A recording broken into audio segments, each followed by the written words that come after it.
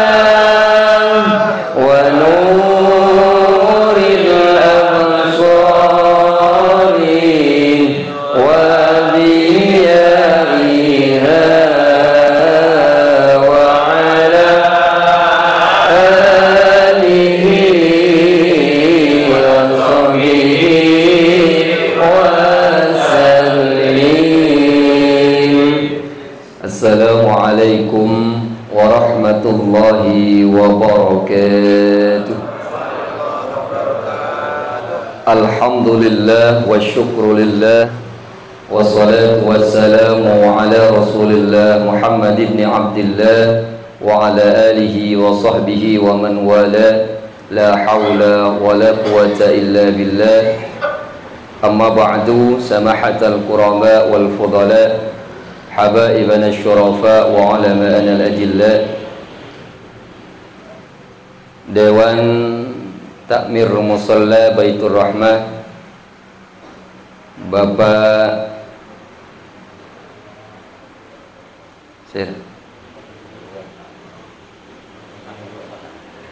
Ketua Takmir Musalla, Bapak Takmir yang saya hormati, kan tak salah, dan seluruh pengurus ketakmiran musalla yang saya hormati dan seluruh jemaah, juga tak lupa pembina gerakan sholat subuh berjamaah Bapak Haji Irawan yang selalu membimbing kita, memberikan semangat, mengajak untuk bersama-sama meraih ridha Allah. Semoga beliau dan keluarga akan terus diberi keselamatan, keberkahan, rahmat dari Allah, dan seluruh kepada pengurus dan anggota GSB yang hadir maupun yang tidak hadir, yang seluruhnya saya hormati. Tak lupa Bapak Bupati Jember di dalam perjalanan, Bapak Joko Widodo yang saat ini juga sedang dalam perjalanan. Kita oning ke Kaaman benih ke kantor. Hadirin hadirat rahimani wa rahimakumullah. Alhamdulillah, pagi ini kita diarahkan oleh Allah Subhanahu wa ta'ala untuk melaksanakan kebaikan secara berjemaah, dan demi mendapatkan kebaikan tidak hanya di dunia dan di akhirat tentunya. Terlebih lagi kita berada di bulan Dzulqa'dah, bulan yang berada di antara bulan Syawal dan bulan Dzulhijjah. Di bulan Syawal ada lebaran namanya Idul Fitri. Di bulan Dzulhijjah ada lebaran namanya Idul Adha. Karena berada di antara dua lebaran, bulan Dzulqa'dah ini ada yang mengatakan bulan syahrun bainal aidaini, bulan di antara dua hari raya. Di antara ini dalam bahasa Indonesia disebut dengan bulan Selah. Orang Jawa menyebutnya dengan bulan Selo. Orang Madura menyebutnya dengan bulan Takepe. Selo dan Takepe diartikan dengan arti di antara, itu masih sah-sah saja. Tapi kemudian ada beberapa sebagian orang Jawa maupun Madura, selo bukan bermakna sela atau di antara, tapi dijadikan sebagai singkatan. Selo seselani barang olo. Sehingga kalau melakukan hal-hal yang besar di bulan Selo, itu akan banyak hal-hal yang tidak baik, akan banyak hal-hal yang slow katanya. Orang Madura juga sebagian tidak mengartikan takepe itu di antara atau sela, tapi dimaknai sebagai suatu hal yang negatif. Sehingga kalau melakukan suatu hal yang besar, maka akan takepe, terhimpit, akan banyak kesusahan dan lain sebagainya. Apa benar demikian? Padahal dalam bulan ini adalah masuk kepada arba'atun hurum, bulan 4 yang dimuliakan oleh Allah. Pertama adalah Dzulqa'dah, Dzulhijjah, Muharram dan Rajab. Yang kedua adalah masuk kepada Ashhurum Ma'lumat, bulan yang kemudian telah kita ketahui pelaksanaan ibadah haji. Ada Syawal, ada Dzulqa'dah, ada 10 hari pertama dalam bulan Dzulhijjah. Artinya apa? bulan Dzulqa'dah ini adalah bulan yang mulia dan dimuliakan, sehingga salah ketika ada orang yang mengatakan bulan Dzulqa'dah itu adalah bulan yang slow. Justru bulan Dzulqa'dah adalah bulan yang mulia dan dimuliakan, yang harus kita raih dengan amalan-amalan yang bersifat kebaikan. Maka kemudian kepercayaan orang ini ketika menganggap bulan Dzulqa'dah adalah bulan takepe atau adalah bulan selo seselani barang Allah, itu tidak benar. Bahkan ada sebagian di antara kita itu tidak mau melakukan hal-hal yang beli mobil laka. Arab boleh, coba saja. Arab apa? Takepe. Mau kerja berangkat ke luar negara atau keluar daerah, oh jangan berangkat ini bulannya apa? Slow, sial, takepe. Bahkan makabina anak aneh kebanyak lah aja makabin setia deki atau karan. Padahal mun makabin bulan takepe neka saya. Anapa? Karena sajen takepe. Sehingga mulai sekarang jangan kemudian menganggap bulan takepe neka bulan secuba. Ke Bayroma monggo, mau kerja monggo, buka tuku monggo, akabina boleh. Oh,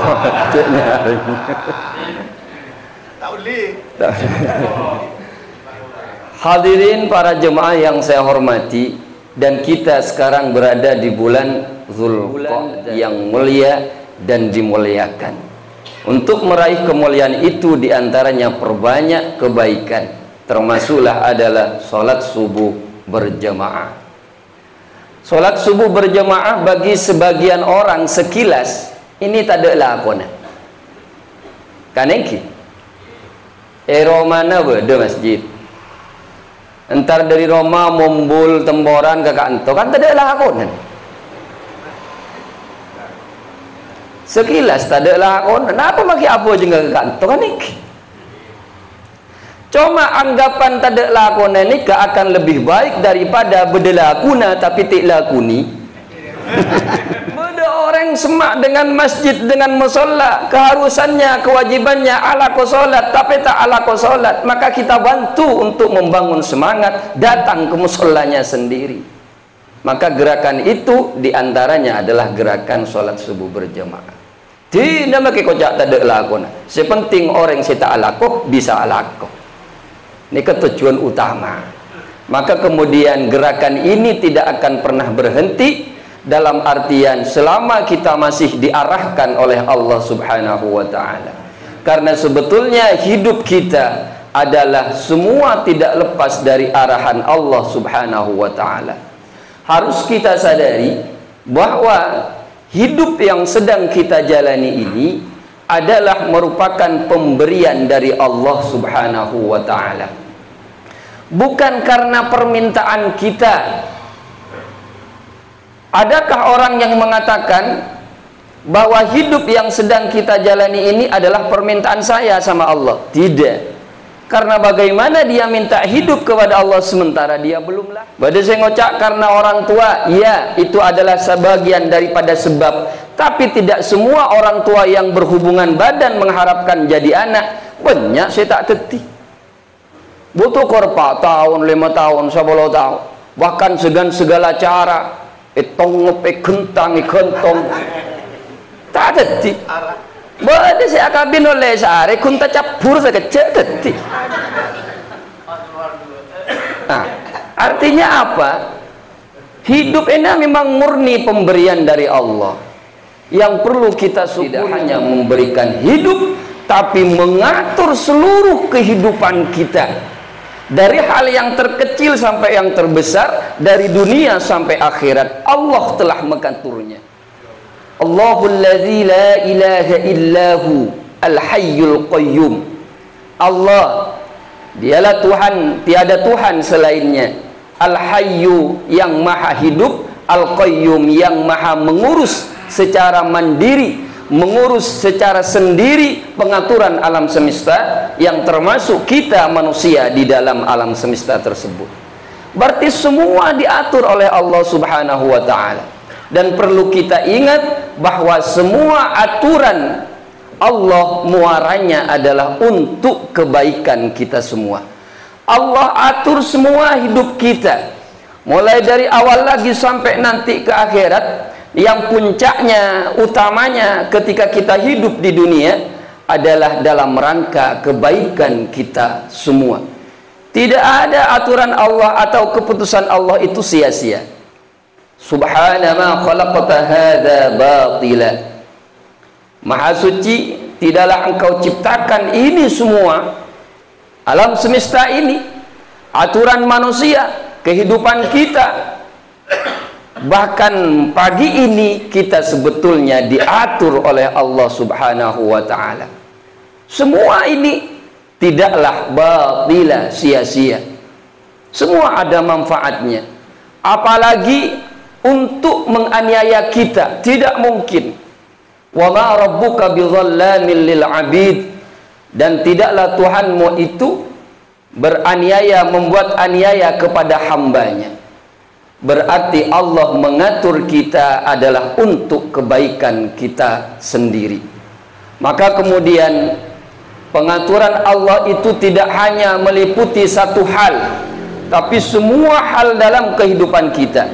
Dalam aspek kehidupan kita, mulai dari yang kecil maupun yang besar, dunia sampai akhirat. Dari umur kita, rizki kita, kemudian keselamatan kita, amal kita baik buruknya, selamat apa celakanya, masuk neraka apa masuk surga, Allah semua telah mengaturnya. Tidak ada yang terlepas dari aturan Allah Subhanahu wa ta'ala. Maka kemudian, karena tidak ada seorang pun yang tahu aturan Allah, apakah kita umur berapa, apakah kita orang baik, apakah kita masuk surga atau neraka, tidak ada seorang pun yang tahu. Maka itu menjadi misteri yang harus kita sambut dengan amalan-amalan kebaikan yang bernilai ibadah. Dan nilai ibadah ini merupakan tujuan utama kita diciptakan oleh Allah. Wa ma khalaqtul jinna wal insa illa liya'budun. Dan niscaya tidak aku ciptakan jin dan manusia itu kecuali untuk beribadah.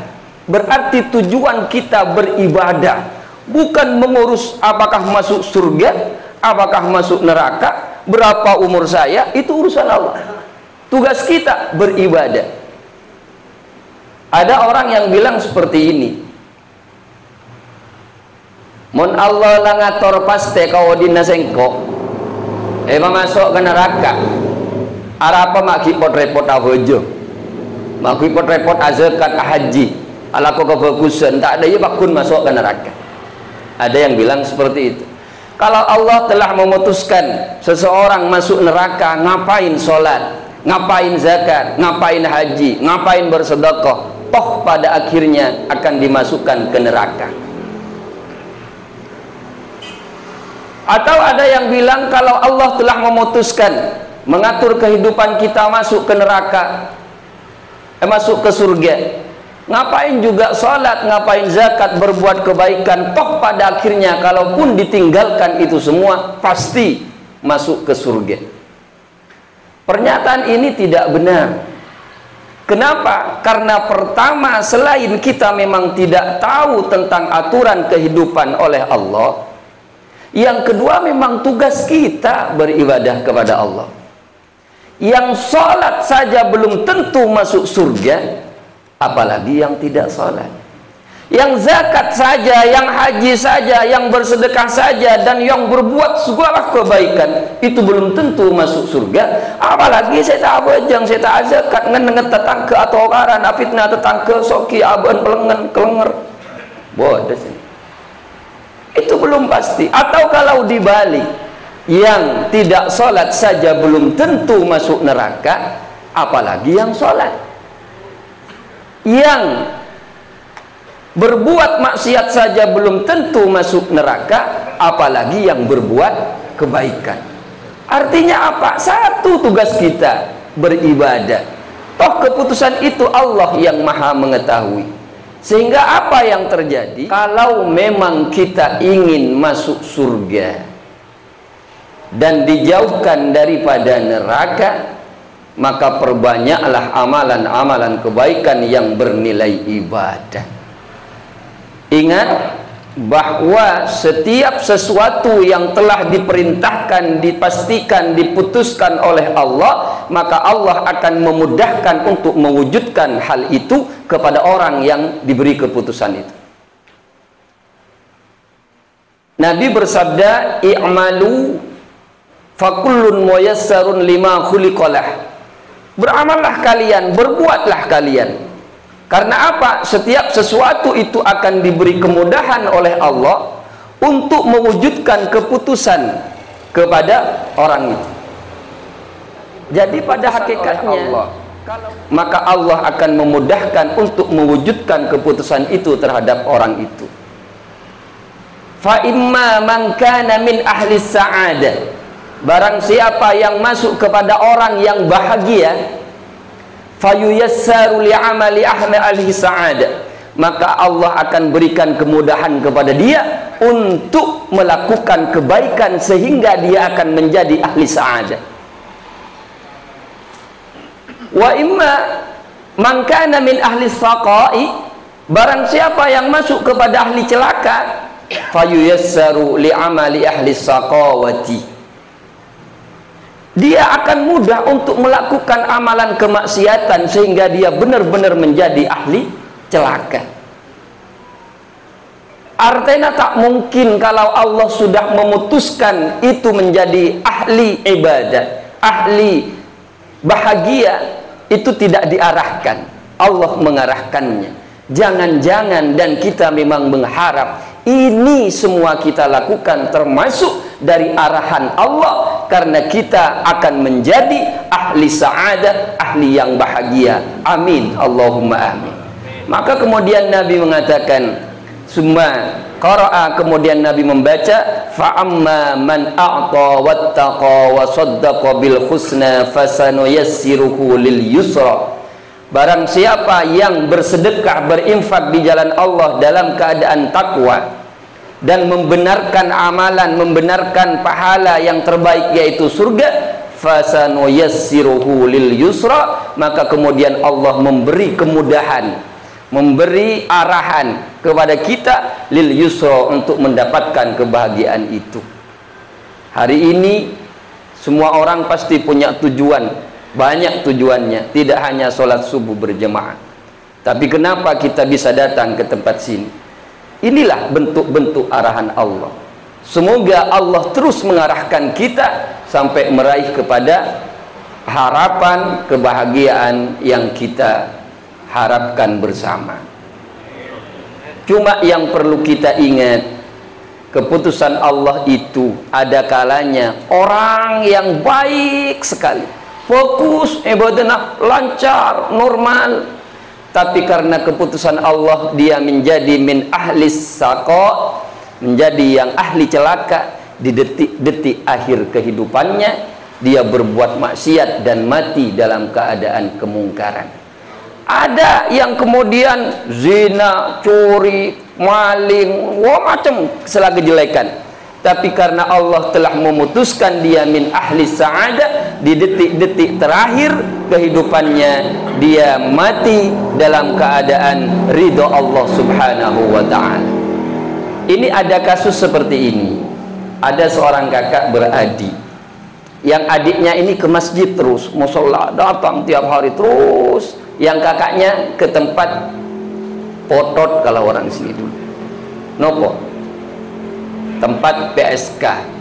Ini tiap malam, dan adiknya tiap hari tiap malam ke masjid, kakaknya tiap hari tiap malam ke tempat itu, lokalisasi. Orang menyebutnya, wah sudah, yang adiknya pasti masuk surga, sudah, yang kakaknya mesti masuk neraka. Tapi di dalam hati adiknya ini ada selalu berpikir, yuk rumah kakak, rumah maksiat mulu. Ada ya serapah, sumpah serapah yang tidak terucap. Yang kakaknya itu berpikir terus, ya opo saya bisa seperti adik itu, siang hari siang malam ke masjid tenang dia. Yang adiknya tidak demikian, malah menyalahkan kakaknya.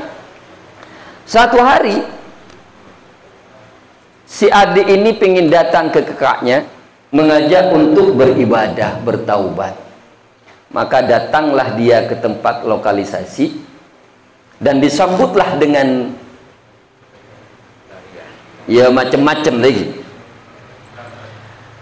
Si kadeknya ini memang belum pernah seperti itu, langsung diteku, Pak. Wah, lain, Pak.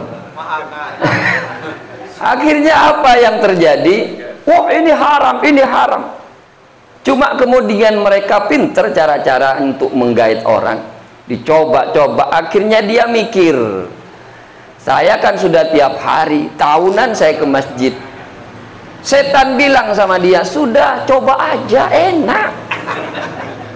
Kata setan, oh enggak bisa, tetap haram. Udah, ini kan cuma sekali, kamu coba sekali langsung taubat, diterima sama Allah. Kata setan. Dia mikir juga, iya juga ya, besok sudah nggak datang ke sini, buat taubat di masjid. Akhirnya dicoba, benar. Ternyata malam itu tidak ketemu dengan kakaknya di tempat itu. Kenapa? Karena malam itu kakaknya bersepakat di dalam hatinya untuk bertaubat. Jadi kakak dan adik ini salipan di tengah jalan. Sengkok dari tengah ke Alek, saya mau datang ke adik saya mau minta bimbing untuk sholat, untuk bertaubat dan segala macam. Maka sampai di masjid nggak ada adik, sambil menunggu adiknya, dia nangis-nangisnya. Apa yang terjadi malam itu? Gempa yang meluluh lantakan tempat lokalisasi dan juga tempat masjid itu. Apa yang terjadi? Ketika gempa sudah selesai, si kakak ini mati dalam keadaan duduk memegang Al-Quran, sementara adiknya mati di atas perut seseorang. Ya atas tabu, Pak. Artinya apa? Amalan sambutan kita untuk meraih keputusan Allah, janganlah kemudian kita menjadi sombong, saya orang yang hebat. Juga orang yang belum aktif menjalankan ibadah, jangan berkecil hati. Karena inti daripada kehidupan ini adalah ketika kita meninggal. Kalau kita ingat terhadap cerita ini, takut saya nilai orang saya habis nih kecuba. Jangan-jangan kita yang pada akhirnya, na'udzubillah, jangan-jangan orang yang kita lihat hari ini jelek itu yang kebetulan yang seharusnya atau mendapatkan husnul khotimah. Namun yang pasti, normalnya aturan Allah, orang yang man amila salihan fali nafsi wa man asaa fa'alaiha. Ketika kita baik, maka akan mendapatkan kebaikan pula. Kita lihat arahan Allah pada pagi ini, ada kegiatan sholat berjamaah. Semoga masuk kepada arahan Allah yang mengantarkan kita kepada kebahagiaan. Ini yang namanya taufik. Hidayah itu petunjuk, taufik itu mengantarkan. Hidayah itu petunjuk, taufik itu bukan hanya memberi hidayah tapi mengantarkan. Sama dengan orang mau ke Pasar Tanjung, bertanyalah sama orang, mana Pasar Tanjung? Ke barat, ke selatan, kemudian ke barat lagi, nyampe di lampu merah, masuk kanan. Itu hidayah. Tapi taufik beda. Mana Pasar Tanjung, Mbak? Oh, sampean enggak tahu tak? Iya, ayo tak antar. Nyampe. Kalau cuma dikasih petunjuk sana kanan kiri belum tentu sampai. Belum tentu sampai. Maka kalau ada orang yang tidak sholat mengatakan, nggak tahu ya, saya belum dapat hidayah, bohong. Hidayahnya sudah tahu, hidayahnya sudah dapat dia bahwa sholat tidak dilakukan dosa, bukan nggak dapat hidayah. Cuma Allah tidak memberikan taufik kepada dia sehingga dimudahkan untuk berbuat zalim, berbuat kemaksiatan. Nah, ini ternyata inilah hakikat hidup sebenarnya. Kita takut akhirnya menilai diri kita, juga apalagi menilai orang lain. Oh, saya nggak sokor. Oh, neraka lah, neraka. Menungkok suara, kemenungkok. Tadi sama. Ujungnya detik. Kalau kita mangqala la ilaha illallah fi akhiri, siapa orang yang kemudian Maka akhiru kalamihi la ilaha illallah. Barang siapa yang kemudian dalam akhir hayatnya mengatakan la ilaha illallah, atau masih ada dalam dirinya la ilaha illallah, apa yang terjadi? Masuk surga. Cuma kemudian untuk husnul khotimah seperti ini ada sebab. Maka sebabnya itu adalah amalan ibadah kita yang itu memang diarahkan oleh Allah Subhanahu wa ta'ala. Makanya kemudian saya bilang gerakan GSB ini jangan pernah berhenti, karena pada akhirnya akan berhenti ketika kita sudah meninggal, dan di sanalah kita harapkan husnul khotimah kita dapat. Sama dengan ini, menyapu dengan satu lidi bersih atau tidak? Bersih juga, tapi kalau diulang sampai 1000 kali kan ini, cuma kan tak mungkin.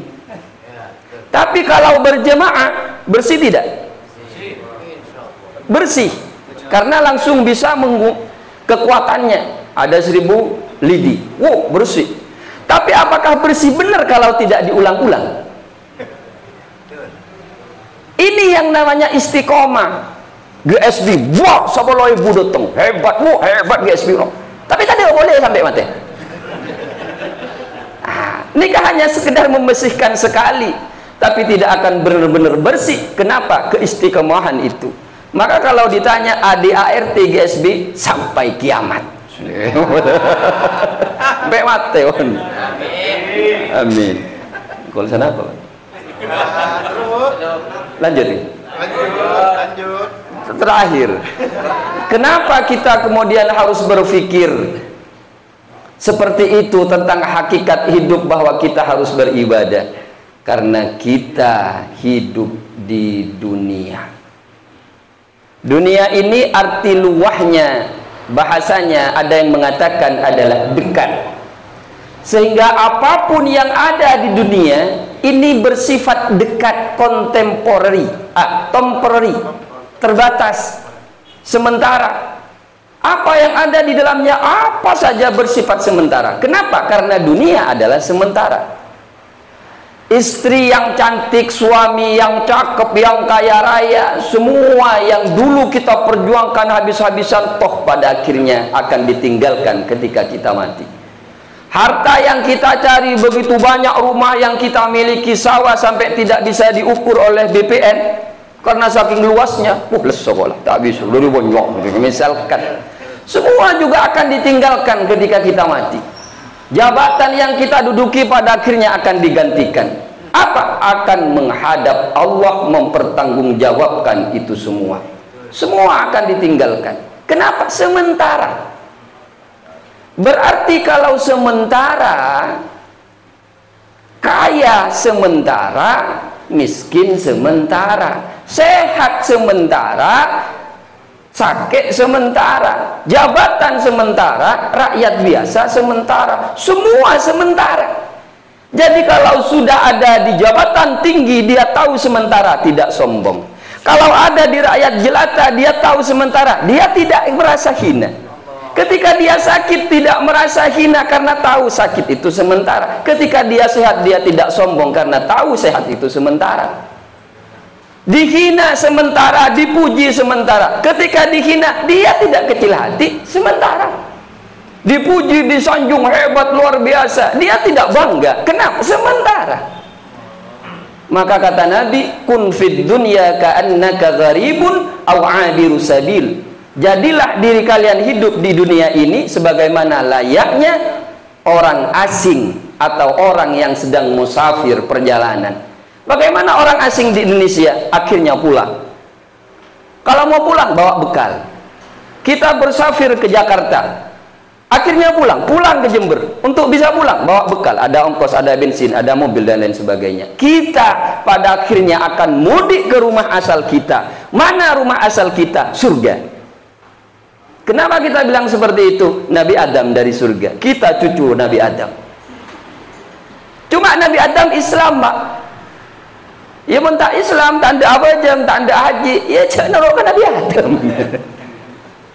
Maka kemudian kita akan mudik, dan mudik kita akan membawa bekal. Sama ketika kita mau mudik lebaran, tak ngibu bekal, todus saya mau lihat. Tak boleh kok, tak beri besi akan penakan je, tak nyaman kok. Akhirnya burung saya mau dia. Sama ketika mau ke akhirat nanti harus ada bekal. Apa bekal kita? Fa inna khairaz zadi taqwa. Maka ketakwaanlah yang kemudian bekal terbaik kita. Maka kemudian hidup di dunia itu pada akhirnya karena sementara kita akan mati. Tidak ada orang yang kemudian merasa hebat terus hidup sampai 200-300 tahun. Betul. Pola ni bedes enda odik sampai 200 tahun. Tak nyaman, Pak. Odik sampai 200 tahun itu ndak enak.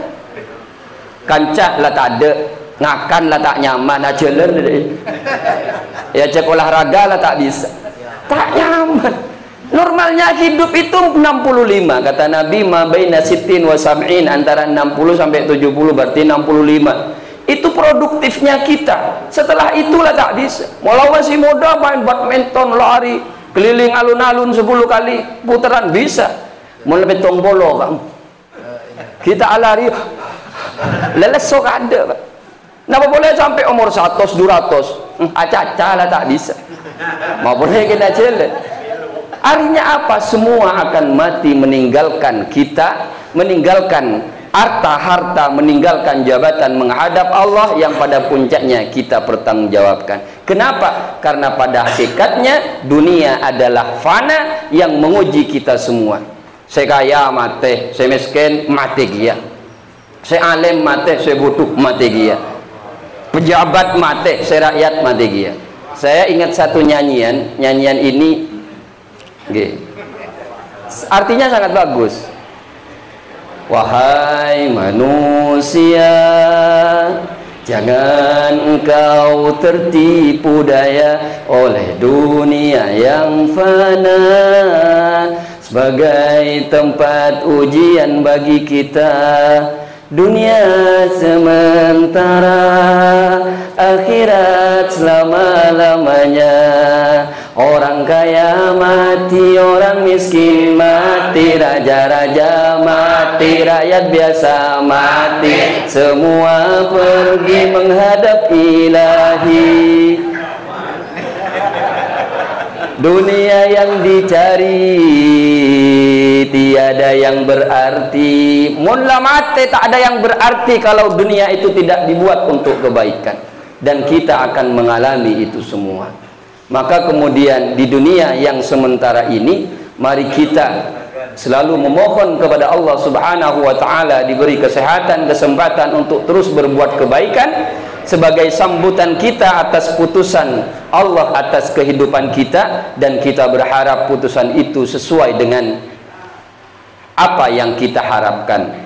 Dan ini adalah bagian dari arahan-arahan Allah untuk mewujudkan harapan kita, dan semoga kita termasuk dari pengurus takmir masalah Baitur Rahman dan seluruh jemaah juga GSB dimanapun dan dari manapun rumahnya, mari kita selalu bersemangat mengajak diri kita dulu, ibda binafsik, bahwa kita sedang belajar meraih kebaikan, baru kemudian mengajak orang lain sehingga bersama-sama meraih ridha Allah Subhanahu wa taala.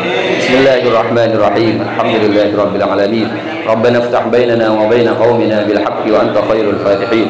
Rabbana hab lana min azwajina wa dhurriyyatina qurrata a'yunin waj'alna lil muttaqina imama. Rabbana atina fid dunya hasanah wa fil akhirati hasanah wa qina adzaban nar. Walhamdulillahirabbil alamin. Al-Fatihah. A'udzu billahi minasy